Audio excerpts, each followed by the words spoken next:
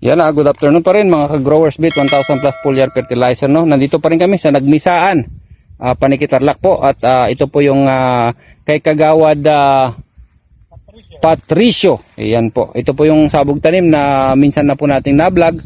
At nandito po tayo, binisita po natin para tingnan yung kalalagayan po. Ayan ho, green na green pa din siya. Hanggang doon po sa dulo yan, no. Magkabilang dulo po, ayan. Yan po yan.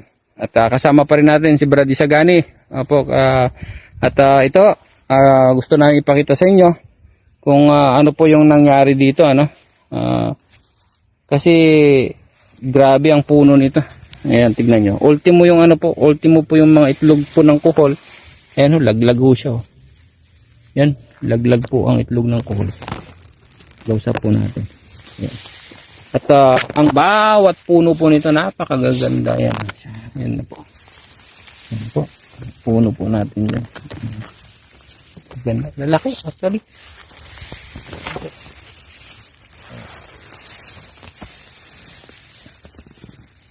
Yan po siya. Ayan. Ayan. Ito pong ipakita sa inyo. Para po makita natin sa personal at yung sa close up na kung gaano po kaganda yung palay na yan. Ayan. So, yun po muna ang latest update ano po. At alam po namin na yung mga kababayan po natin diyan, mga ka-farmer natin na gusto pong gumamit. No, welcome po kayo.